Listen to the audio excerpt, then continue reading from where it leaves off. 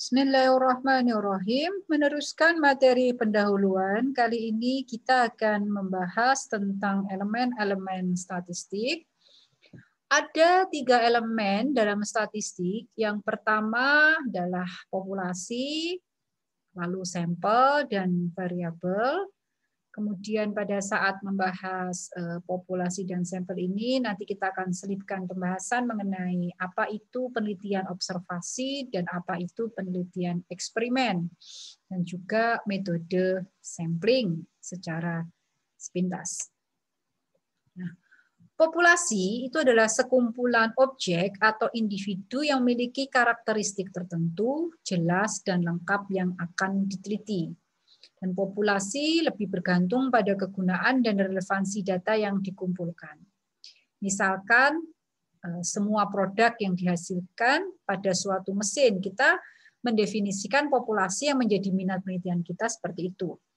Atau seperti tadi yang saya berikan pada contoh sebelumnya, kalau saya ingin mengetahui seberapa kelulusan ya, lama lulus mahasiswa teknik mesin.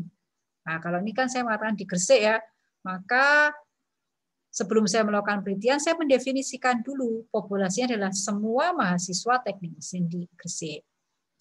Kemudian Anda ingin berminat meneliti tentang bagaimana sistem karakteristik atau kandungan zat toksit limbah cair yang dari suatu pabrik, maka Anda mendefinisikan populasinya adalah semua limbah cair yang keluar dari sistem pembuangan suatu pabrik. Nah, setelah bicara populasi, selanjutnya kita bicara sampel. Sampel itu adalah bagian kecil atau sebagian dari populasi. Nah, kalau ini ada sekian orang ya, ini satu populasi, misalnya kita dari satu populasi, maka sampelnya kita akan ambil katakanlah 1, 2, 3, 4. Nah, 4 orang yang terambil ini kita sebut dengan sampel. Dan per orangnya disebut dengan unit. Contoh, misalkan populasinya tadi seluruh mahasiswa teknik mesin di Surabaya. Maka sampelnya mengambil beberapa mahasiswa di sini teknik mesin seharusnya dari 1 PTN dan 5 PTS di Surabaya. Karena apa? Karena PTS lebih banyak daripada PTN di wilayah Surabaya.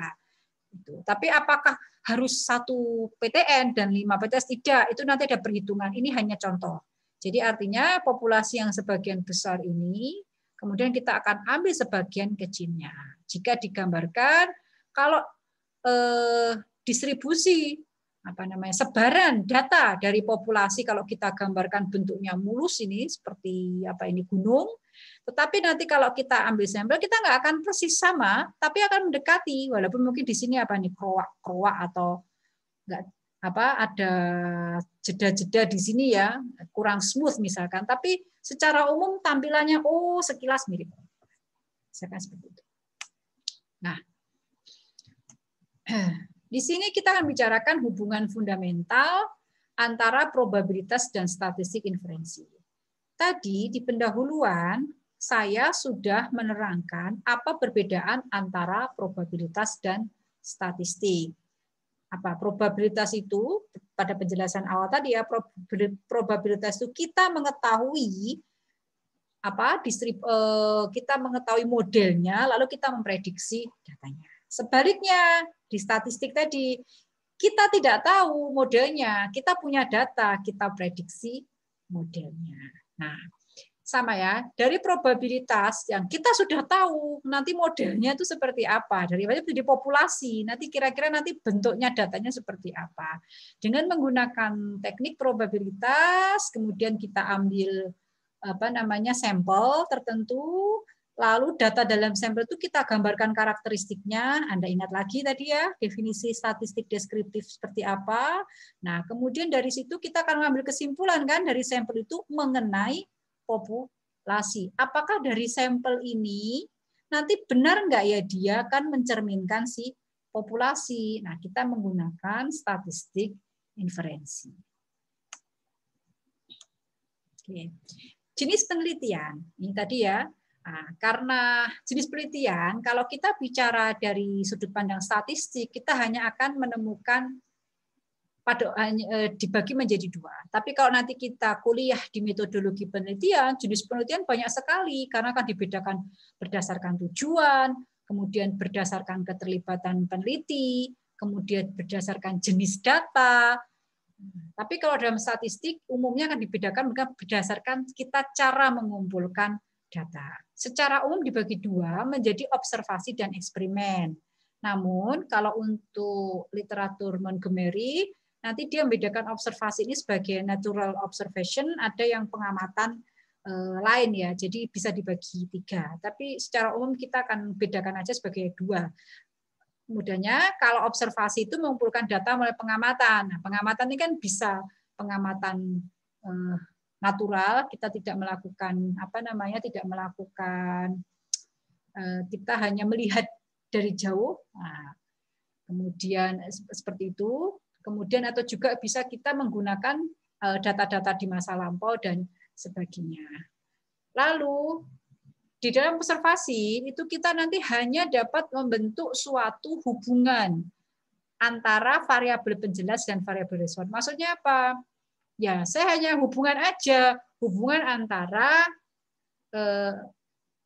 A misalkan suhu dengan kekuatan. Tapi Anda hanya mencermati dari data masa lalu, jadi tidak melakukan Anda mencermati dari data masa lalu, misalkan seperti itu retrospektif ya, Anda mencermati dari masa lalu, kemudian Anda menyimpulkan bahwa kekuatan bahan ini ternyata ada hubungannya dengan temperatur yang digunakan untuk memanaskan bahan tersebut, misalnya seperti itu. Anda tidak melakukan percobaan atau apapun, hanya berdasarkan pengamatan. Contoh lain, misalkan ini untuk yang retrospektif ya. Kemudian untuk yang prospektif, misalkan Anda mengikuti perjalanan biasanya di bidang psikologi banyak sekali seperti ini longitudinal. Jadi kita mencermati perjalanan subjek sehingga dalam jangka waktu tertentu. Misal seorang anak, yang paling terkenal itu adalah penelitian dilakukan oleh Daniel Goleman. Daniel Goleman di bidang emotional question. Nah, dia mencermati, dia mengikuti perjalanan seorang anak pada saat awal penelitian itu, anak itu diberi percobaan permen ya, anak yang mana yang kalau dia berhasil menahan keinginannya untuk mendapatkan permen dengan anak yang kurang bisa menahan, maka akan dia amati sampai anak itu dewasa. Nah, selama sampai dia dewasa si Goleman tidak melakukan apa-apa, dia hanya mencatat saja, mencermati seperti itu. Nah, kemudian juga pada anak-anak yang obesitas sejak dini, obesitas itu gendut ya, gendut. Jadi diamati apakah ternyata setelah dalam perjalanan dewasa apakah dia develop atau ternyata terjangkit penyakit jantung sebelum usia 30 tahun. Nah, dari mulai dia pertama kali diamati, anak itu obes sampai di usia 30 ya katakanlah, itu si peneliti tidak melakukan perbuatan apa-apa, dia hanya mencermati. Ini kan pengamatan prospektif.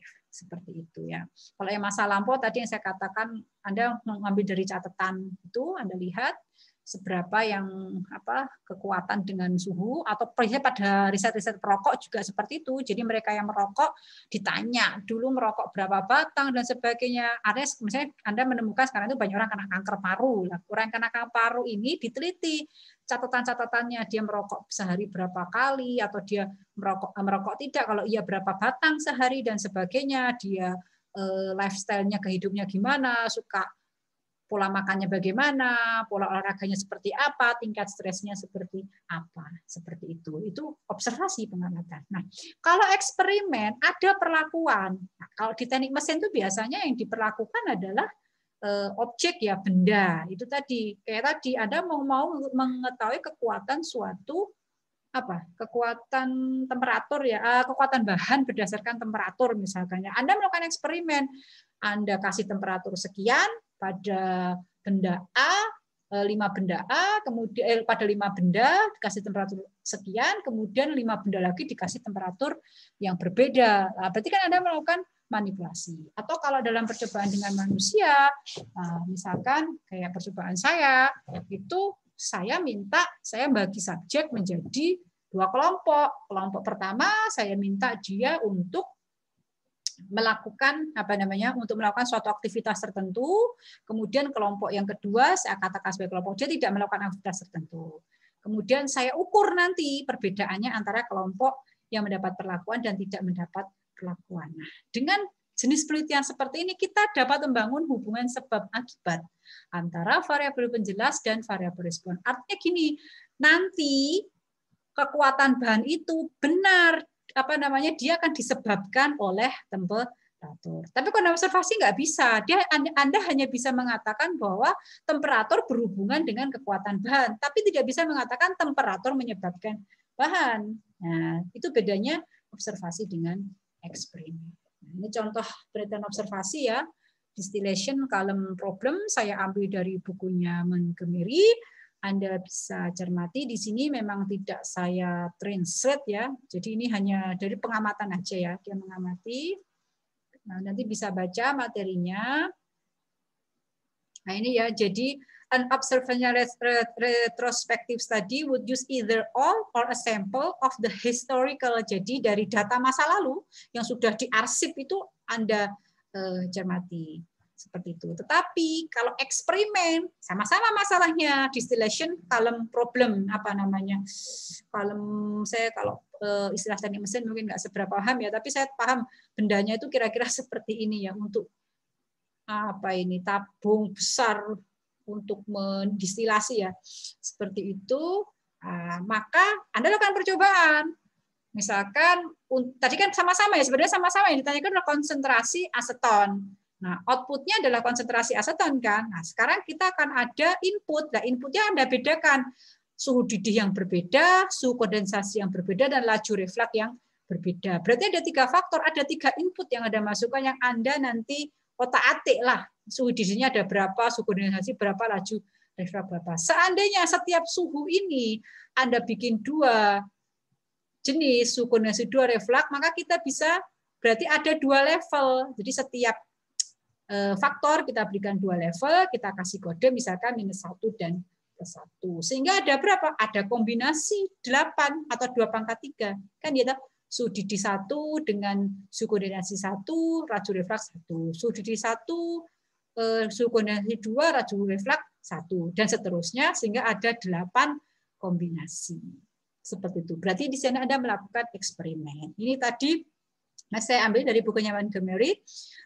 Ini adalah kode ya. Kode ini berarti kalau temperatur suhu didih ya, suhu didihnya ini -1, kemudian +1 kan berarti inilah kombinasinya. Nah, selanjutnya di dalam penelitian Anda perlu memahami tipe-tipe variabel.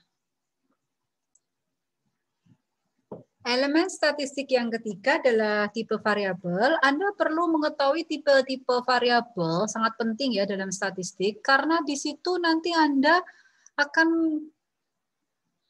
mengetahui variabel saya ini nanti saya mau olah pakai apa.